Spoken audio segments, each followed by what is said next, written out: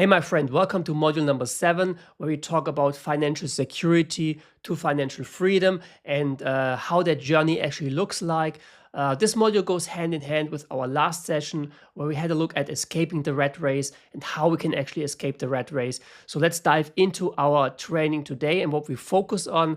So the first thing is understanding the stages of financial growth. And this gives you a clear roadmap where you can pinpoint where you're currently at, and also what kind of milestones are ahead of you. And this is very powerful because I believe clarity is king. And very often, if we feel in the middle of chaos, if we feel we're out of control, clarity is the first step. We need to make sure we get clarity and then we get into control. And this, my friend, is the beginning of a new era for you. Once you understand clarity, control, and then you are able to define the next steps. You walk those steps and you change your life step by step, which I have done in the past so many times with that framework. And I believe whenever there is something where I feel out of control, I feel in the middle of chaos, the first thing I do is how can I get clarity? How can I get clarity, and then how can I get control? And this is something I really want you for that session. So understanding the stages of financial growth. The second point is breaking free from the middle class trap. Why stability isn't true freedom. We had that like last week or last session when we talked about the 9-to-5 mindset. And being trapped in a false belief that's actually blocking us from moving forward. And today we want to uncover this so you actually see the reality behind it, and then you can disregard it and just move forward into a better tomorrow. Third point is building multiple income streams and why this is so important. The average millionaire apparently has 7 streams of income. And the more income streams you can generate, the better. And it doesn't mean every income stream needs to be like $10,000 a month. Maybe one has 10, the other has 2. Another one makes you $300 a month. But everything adds up to the big picture in really helping you, equipping you to leverage that money for better purpose when it comes to your own journey.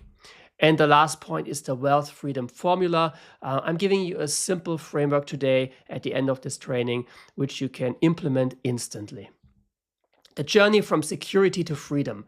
And you already know that picture a little bit from past sessions, but I gonna modify it a bit, give you a little bit more clarity on this one. So the first stage is financial survival.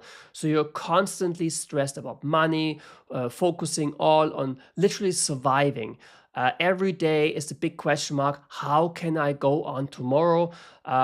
Usually if you're stuck in a dead-end road, dead-end job, and you're earning just scraps for your hard work, you commute maybe 2 or 3 hours to work, it's really hard to see light at the end of the tunnel. Maybe you're highly indebted because you had to stretch some, and now you're here in the middle of that situation. You feel, well, there is no way out. I'm not able to generate more. Well, let me tell you, there's always an option. There's always an opportunity ahead of you.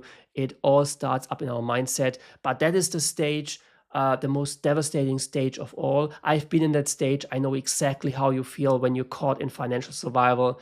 And I'm going to tell you, let's get the heck out of there, because there's so much freedom on the next stage, on the next milestone, even if we can't see it now, if we can't believe it now, because everything is so hard on us. But this is the first stage, financial survival. The second one is financial security. So you have enough money to cover essential, but you're still dependent on active income. So if there's like an emergency where you need money, you got a problem. If your income breaks away, you got a problem. So you're really just moving forward step by step and hope nothing happens. Otherwise, that house of cards is falling apart and you find yourself worse than financial survival. Then the next thing is financial stability. I left it under financial security in our nice graphic down there, because you have savings, you reduce your debts and some control, but you don't have real options. You're still like trying to get ahead. But and if something happens, an emergency, and you have an emergency fund that covers it, that's good. But now your emergency fund is gone, and yes, you have reduced debt, so you're not you're not a slave to the banks and the credit card companies. But if you need money, you have to swipe your credit card, and you bring yourself quite easily one step backwards. And this is a stage where so many people are, but a stage we shouldn't remain in. We should always aspire to move forward to the next milestone, and this will be financial growth. You're investing and expanding your income, but you're still trading time for money. And this is a good place to be, because now you're more independent. You still trade time for money, but you have savings, you have passive income, you have maybe 2 or 3 or 4 income streams. But the ultimate goal of that journey should be financial freedom for yourself and your family, because now your assets are generating income for you. That's what we covered in the last session. We talked about the investment part. Once you have that much money invested, that your investment makes more money than you do, you can quit your job altogether and do what you want. I can promise you one thing: after 12 months, you get this itching in your finger, and you think, it's nice to lay on the beach, but I want to do something with purpose. I want to change something. I want to have impact on people around me. I want to have impact on the world around me. And then you're in the best position to turn into a legacy builder. When money is not really a difference between financial freedom and a legacy builder, it's more about the purpose you discover. It's what you do with that money. It's what you do with that wealth. Drawing the circle wider and wider and wider, and helping other people on that journey to transform their lives, which is very powerful, and I believe one of the best things we can do with our time, making an impact, making a difference in someone else's life. So this gives you a little bit of an overview, and we all are on this journey from financial survival, security, growth, freedom, over to legacy builder. And it doesn't matter where on that journey you are, because there's always a next step. There's always one step further. I highly encourage you to take that serious, to take that responsibility for your own financial journey, but also for your loved ones, very serious, because there's so much greatness within you, and you can shine your light on so many more people if you follow that journey along and eventually end up as a legacy builder, impacting those around you, impacting whole communities in your area. The middle class trap, and why stability isn't freedom. And we kind of had it in that way when it came to the 9-to-5 mindset, where we analyzed, like, someone is working a job, earning his money, and say, well, it's all fine, I've earned my money, and I have security. Now, in this part, the illusion of safety, paycheck was the one we covered before, but also having some savings, having a house you live in, which is not an investment, by the way. It's like an asset, or maybe a liability, depends on the house. And then maybe you have a pension, and you feel secure. You feel, well, I'm situated, I'm good, I'm okay. And let me tell you, a lot of people, especially from the boomer generation, have thought that way 10 years ago, 15 years ago, 20 years ago, 25 years ago, even 5 years ago. But then suddenly, when globally prices have been raised, and it was like 2019, 2020, 2021, 2022, energy crisis, housing crisis, and everything around us has pushed prices up. And now suddenly people who were really comfortable 5 years ago are really struggling to make enough money a month to survive. So although they themselves were like in the financial secure area and the milestone, and thought, well, this is my thing now I retire, I know exactly what I'm getting from the government, and yes, inflation 3, 4, 5% a year, I can cover that. But suddenly you have an inflation of 50, 60, 70%, in some areas 2, 3, 400. In Germany, energy prices went up like by 500%. I mean, who can pay for that? And suddenly you're really thinking, what can I do? And in Germany, you get money for collecting bottles, and people who never thought they are in desperate need are now going through publish bins and looking for bottles they can trade in for some cents. And this is a very, very desperate situation to be in. And so you see, it is a trap because you feel secure, you feel like job security we covered last session, but now it's like life security. I feel I'm good and not much can happen. I mean, I can't make big journeys, big jumps. I'm not able to change the world with my money, but I at least am safe for myself. And suddenly the world is turning upside down, and you see yourself in a big dilemma. So that's the illusion of safety.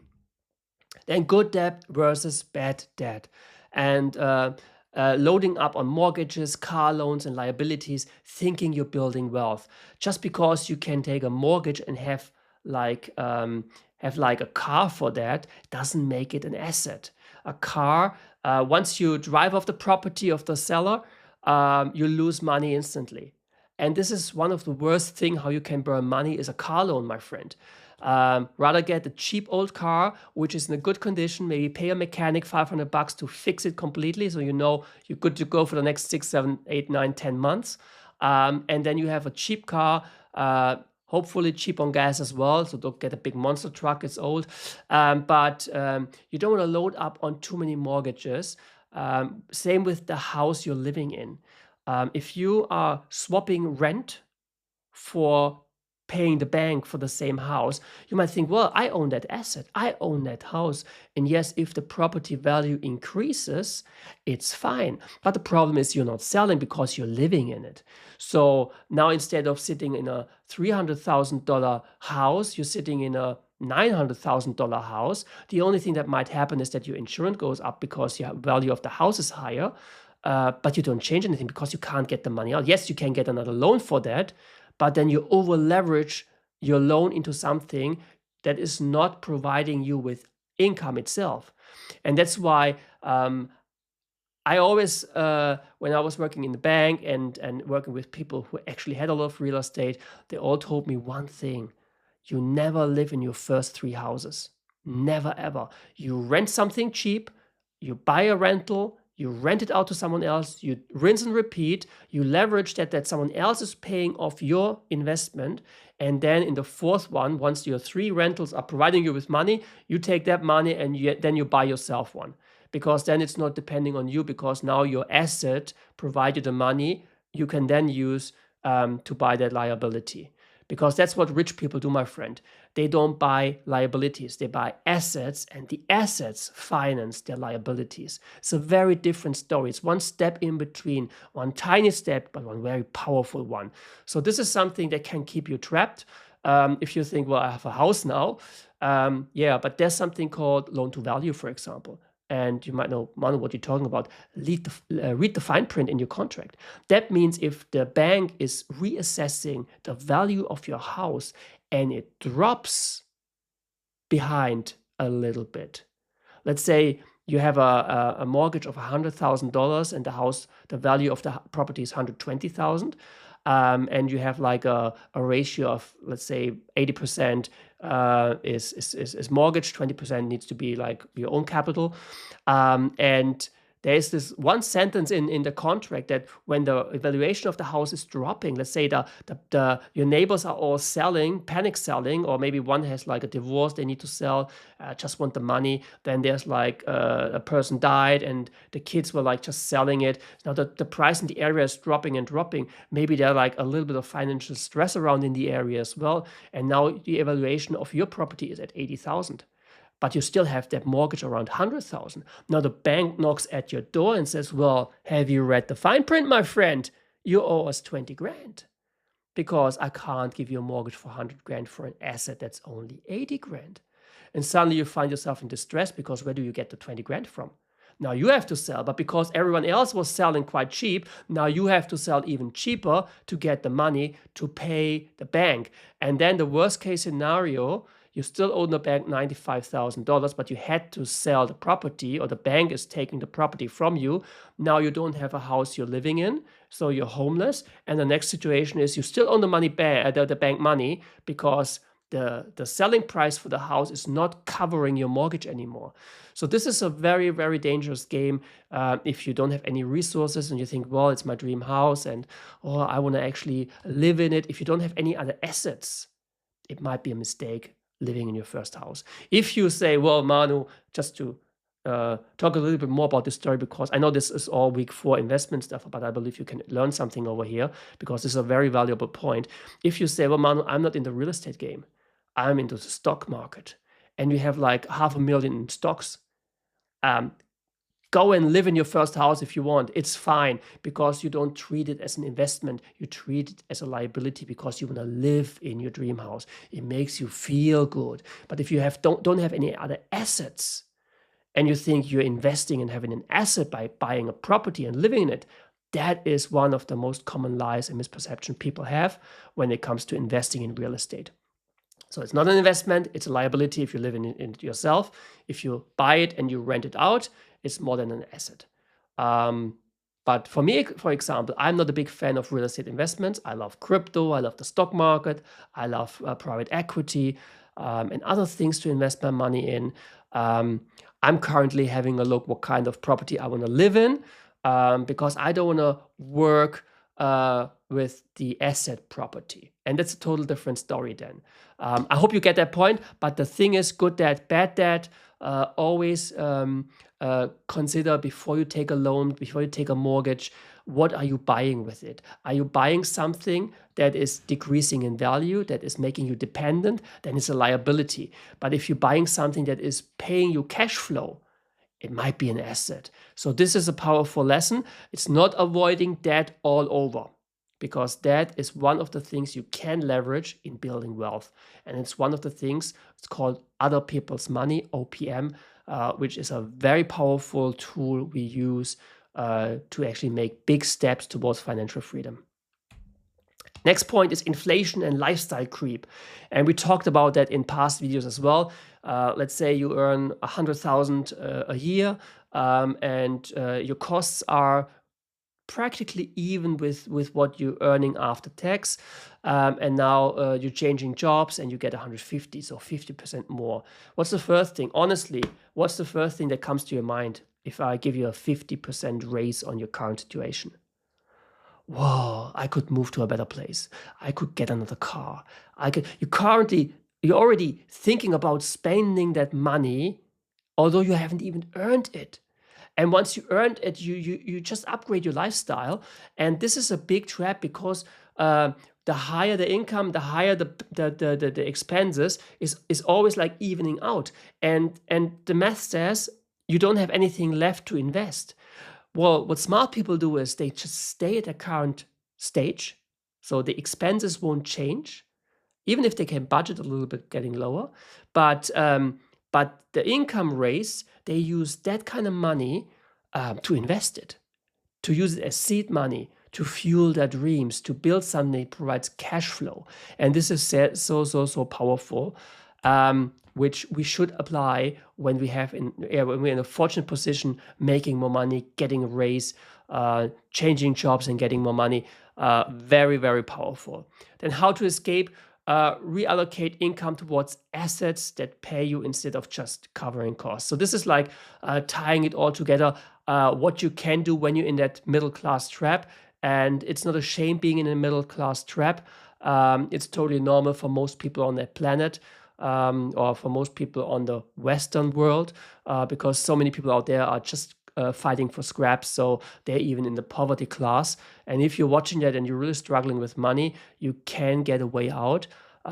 Just keep watching those trainings, just applying what you learn, and just work your way from the financial survival stage over to the security stage, and then you're in what we're currently talking about, and then you move on to the freedom stage, which is kind of a great journey to be on. So reallocate income toward assets that pay you instead of just covering costs. And as I mentioned earlier, instead of like buying the liability yourself, so instead of just buying a new car, look, okay, what can I do with that money so I get cash flow out of it? And with that cash flow, eventually I can buy that new car. And then it's a total different story because you have that that asset in between you and the liabilities. And this is very, very powerful. The 4 streams of income you need for freedom. And those are just covering a little bit of insight. You have earned income. This is your job. This is freelancing. This is your business. It's a starting point and at the goal. It's always good to have earned income, because if you do something you love, it's even better. But even if you don't love it that much, but you have a good paycheck, it would be madness to not leverage that paycheck into something that's helping you to improve your current financial situation. So earned income is one. Then investment income from stocks, real estate, crypto, or other passive growth. So pretty much assets you don't need to do that much for. I know when it comes to stocks, you just put your money there. The bank is actually managing everything. And then you get your dividends and stuff like this. But when you look at a real estate portfolio, there's a little bit of work involved. Like if your tenant is giving you notice, you have to find a new one. If you have to repair the roof, or there's something in the garden happening, there's a lot of work attached to that asset, but it's also quite rewarding if you do it right. But that's the reason why I'm not a big fan of investing into real estate, because I love my money to work for me without a lot of attention from my end. Then business and cash flow assets. This is like income producing assets like rentals, ATMs, vending machines, or digital products. So if you, for example, you use AI to create some wonderful graphics, you go to like Printify, you put it like on a cup, and you sell like amazing artwork, coffee cups, coffee mugs on Etsy, for example. Then you do the work once, and then it's constantly, if someone purchases it and it's a good stuff, and maybe people love it, you make a lot of money with that. If not, find something else. But vending machines, something that can be a very smart idea. Depends on the area you're living in. Same as ATMs. It's attached to a bit of work. It's a business you're running, but you can leverage it quite easy. Because if you have like one vending machine at one location, and let's say you got some fizzy drinks in there and people really love that, then you can use your profits out of it, or finance a second one and put it next to it, where you just have like some chocolate bars or some nuts, or some chips and stuff like that. So people have the drink and people have a snack. Same with ATMs. Crypto ATMs at the moment are in some areas quite a big runner. And like rentals. So for example, if you rent like an apartment and your landlord is fine by you doing that, you just put it on Airbnb. I know a couple of people who are doing this, quite successful. But there's also like a downside to it, because if no one is going to your Airbnb and you have 5 rentals, you have to cover the costs for, you might end up filing for bankruptcy at one point. So be careful with what you're doing when it comes to business ventures. Always consult with someone who is already doing that stuff and has success with it and shows you exactly how to do it. Residual and passive income, so royalties, dividends, licensing, and automated business models. So that coffee mug I was mentioning earlier suits more into that bucket, because it's an automated business model.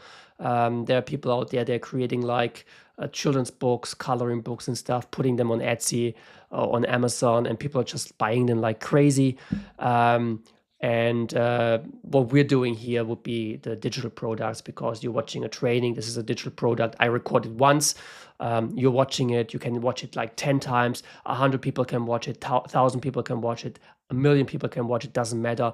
It's once produced. But I reproduce it at one point, because I want to make my videos better and better and better. And if I get your feedback on this video, on this specific video, and you say, well, Manu, it's nice you talked about this, and this, but you forgot this. Hey, that's a chance for me to redo the video. I'm getting better in recording videos, hopefully at one point. So it's more fun even to watch them without like the German accent in it, or sometimes not knowing what I say because I'm struggling to find the right word, and then there's a break, a weird, awkward break. But hey, That's just me recording videos and trainings and hoping to get better on this journey because, yeah, I'm not an English teacher. I'm a financial pro, and maybe the vehicle is a little bit edgy at one point, but I promise I do my best and getting better in the delivery. Okay. Going back to what we looked at this one, the wealth freedom formula, the simple framework I promised you in the beginning. And this is something I want you to write down, or I also make a screenshot and put it in our Wealth Builders community. So if you're watching that on YouTube, I highly encourage you to join us. There are tons of trainings out there. It's not just the bootcamp you're currently watching module 7 of, but there are other trainings as well. We have regular live calls. We have an amazing community where you can ask your questions. And also, if you are in a classroom, watching this in a classroom, you got the resources to the module itself. And a screenshot of that would be there. So you no need to write it down, just copy, paste it, or save it on your desktop. So reduce financial stress, step number 1. So we're going back to that journey. Remember what I was sharing you in the beginning. I'm gonna give it to you over here. Just let me show you that again.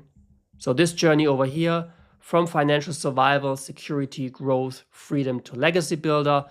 And if we gonna have a look over here, it takes a second until we're there. But I promise it won't take long because now we're back at the wealth freedom formula. Reduce financial stress. So if you find yourself in financial survival mode or currently at the edge of financial security, you want to do everything you can to reduce financial stress, because financial stress is really, really messing up your internal system and it's messing up your radar for opportunities. So if you're constantly worried about money, it's really hard to find opportunities, but it's even harder to pursue them once you found them. So it might be that you're leaving a lot of great things on the table because you're just scared to take the next step. So what really helps is having an emergency fund. This is super powerful. And I can't tell you how much you need to save for that. It depends on your current situation. And the ideal emergency fund would be to cover 3 to 6 months of your expenses. That would be the ideal one. But if that's like in the 7, 8, 9, 10 thousands, you $1,000 is better than nothing. $500 is better than nothing. Everything that you save on an emergency fund really gives you more security inside and makes you feel more comfortable when it comes to following opportunities and living your everyday life without financial stress. So important for the emergency fund is, and we'll talk about that more in detail, but for now, you have to keep it on a savings account where you can access every day, anytime. If you put your emergency fund into stocks, might be a bad idea, because if the stock market crashes and your emergency fund is reducing and now you need the money, now you only have half the money. So it needs to be on an account where you can't lose it, but you can exit the money anytime. Very powerful. The next thing is smart budgeting.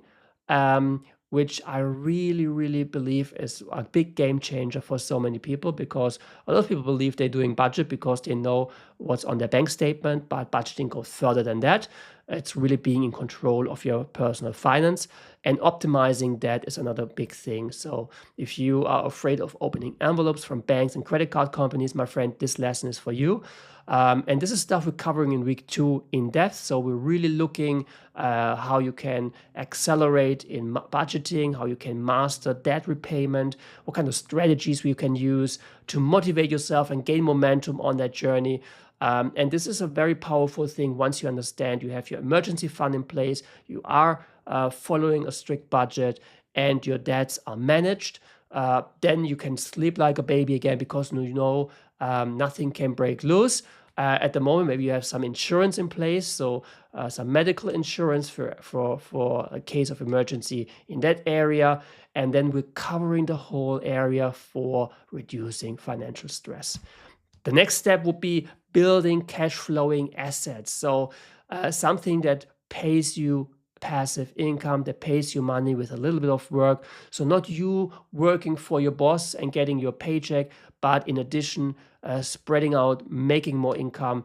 And this is like investments like crypto or the stock market or private equity, where you invest in firms, cash flow businesses like an ATM or like a vending machine, real estate, where you buy the apartment or the house once and then you rent it out.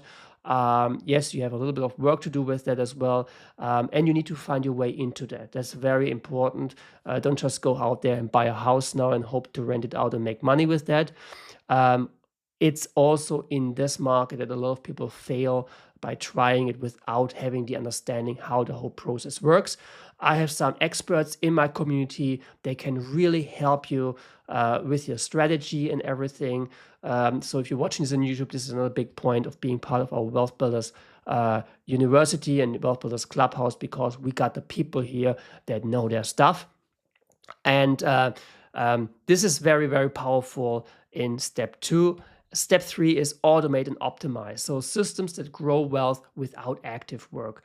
So going back to our vending machines, for example, in the beginning, let's say the first 10, 12 vending machines, you're doing it in your spare time. So you have your full-time job, you're having your vending machines, and once a week you're gonna buy all the stock you're going to put in a vending machine, and twice a week in the evening you just put everything in your pickup truck and drive from vending machine to vending machine and refill it, get the cash out, put it to the bank. So that's what you do. But now, because you want to leverage into 10 more vending machine, it gets a little bit of more work, so you hire someone else to do the active work for you, and suddenly you're a business owner employing someone, and the person's working and you're just getting in the profits, which is quite fantastic. Then step 4 is scale and exit the time for money trap. Focus on investments that buy back your time. Now it's really important to look at how you can get back time. So at this stage, you shouldn't do anything in your house anymore, like dishes and washing and cleaning, except you really want to do it, like gardening, for example. If it's like distressing and wonderful thing for you, be my guest, do it. But all the annoying work you don't want to do, have someone else do it for you, because it's very powerful at this stage, even stages before that, to leverage other people as resource for your daily tasks. They are like just chores you don't want to do. Believe me, I know what I'm talking about. And then if you can scale something, just had the idea, the thought about the vending machine, and now not just increasing from 10 to 20 vending machine. It's not just an automation process, but also a scaling process, because every new vending machine you onboard, it's minimal more time and effort for your employee to refill, but with every vending machine you cash in more money. So you can use your profits out of that business, buy new vending machines instead of using the profits and spend it. You use the profits and buy more of the same asset, and then at one point maybe the whole town's vending machines are in your hand and you have a big vending machine empire. That's how you grow and move forward in that. Quick summary to the end: your wealth journey has stages: survival, security, stability, growth, and freedom. Then the legacy builder at the end. We talked about this, I think, enough for today. Financial freedom is built, not given. You create wealth through intentional action, not wishful thinking. So everything we do here, you need to follow action steps. You need to do something. Yes, this session should spark new ideas, but it's always on you to say, well, what can I do with those ideas? What kind of action can I take? And if you don't have a clue about any action you can take, then one action you should take is join our next live call and talk about it. Let's talk about what you can do in your current situation. The third point: multiple income streams are the key. Relying on one income source keeps you trapped, because if that income breaks away, you're here without any income. You don't want to be in that situation. More income streams move you towards freedom, because if one income stream dries out, you still have a couple left, which is very powerful. And here we are at the end. Wealth Builders CC testimonial. Please give me a testimony. And I really appreciate your feedback over here. It also helps a lot of people out there who are not sure whether or not they should join us. If they listen to your testimony, maybe they say, well, if that person got that advantage and that benefit out of this training, it might be something for me too. It helps spreading the good news, helps spreading the word, and helping more and more people, and liberating them into a better financial future. And Robert Kiyosaki at the end for the quote, financial freedom is not about having more money, it's about having more choices. And with that, I'm going to leave you. Act now, be unstoppable, my friend. And I see you in the next training.